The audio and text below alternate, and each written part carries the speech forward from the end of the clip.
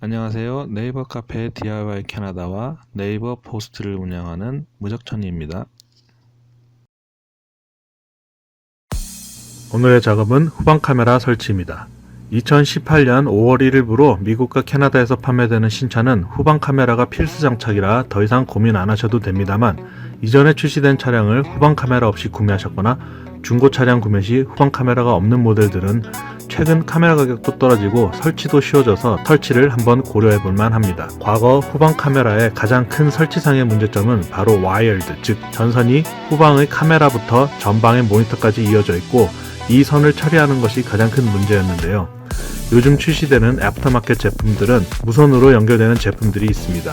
물론 유선 모델보다 화질에서 뒤처지거나 화면 전송 끊김이 발생하는 등 실효성은 의문입니다만, 쉬운 장착으로 후진 시 잠깐 사용한 데는 가격적으로 큰 부담이 없는 편입니다. 무적천이의 경우 온라인에서 약 25불, 한국 돈으로 약 2-3만원 가량의 카메라와 모니터를 모두 구매했고, 직접 설치함으로써 추가 비용 없이 후방 카메라 설치를 완료했습니다. 작업에 들어가 보겠습니다. 일단 후방 카메라 설치 과정에서 확인을 위해 모니터를 가설치합니다. 일반적인 차량들은 퓨즈가 상시 전원이 아닌 경우가 많으니 보통은 흔히 쓰는 퓨즈 스플리터로 작업을 하시면 되겠습니다. 상시 전원인지 아닌지는 키를 돌렸다가 뽑아보시면 아실 수 있습니다.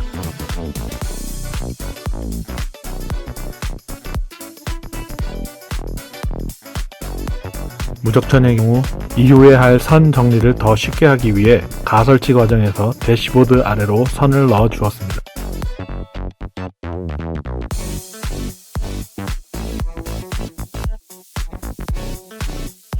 보통 대시보드가 한 개의 패널로 이루어진 경우에는 모니터의 위치를 A필러 옆으로 옮겨서 선의 길이를 줄이는 방법도 있고요. A필러에서 위로 올려 거울 옆으로 모니터를 다는 방법도 있습니다.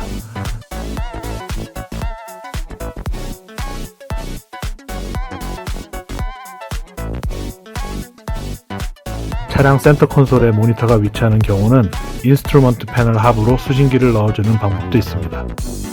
각자의 상황에 맞게 설치하시면 됩니다.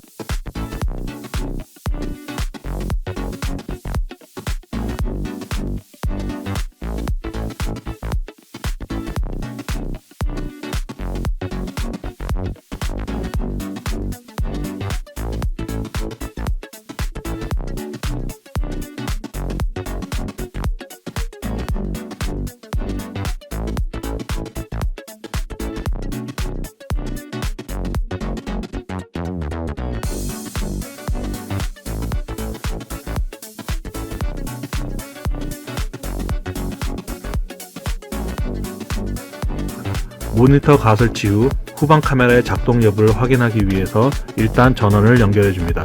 똑같이 퓨즈 스플리터를 이용하셔도 되고요. 무적천의 경우 직접 연결을 했습니다.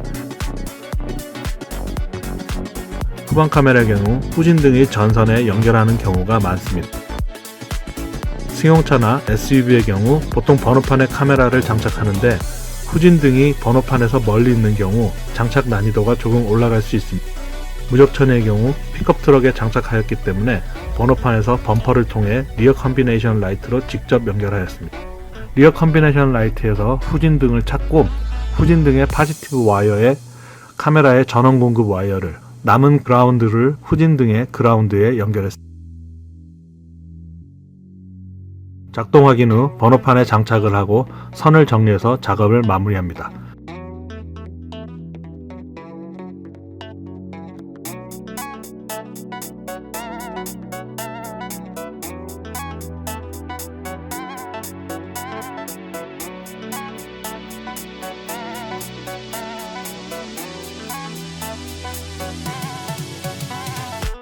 실질적인 후방 카메라 설치는 이게 끝이라고 보시면 됩니다. 일반적인 차량은 여기에 전방 모니터를 퓨즈 스플리터를 이용해서 작업하시면 쉽습니다만, 무적천의 경우 실내에서 사용 가능한 모든 퓨즈가 상시 전원인 것이 문제였습니다. 시동을 끄거나 키를 뽑아도 항상 전원이 들어온다는 것이 문제였는데요. 이 경우에는 다른 곳에서 전원을 따와야 합니다. 무접천의 경우 인스트루먼트 패널 하단에 차량 전기선들이 모두 모여있는 정션 박스에서 일일이 확인하고 키를 제거했을 때 전원이 빠지는 12V 전선을 찾아서 따로 작업을 완료했습니다. 아주 특수한 경우이므로 동영상에서 자세히 다루지는 않겠습니다. 더 자세한 작업기는 네이버나 구글 검색 무접천이로 네이버 포스트나 네이버 카페 또는 구글 블로그로 찾아오시면 됩니다.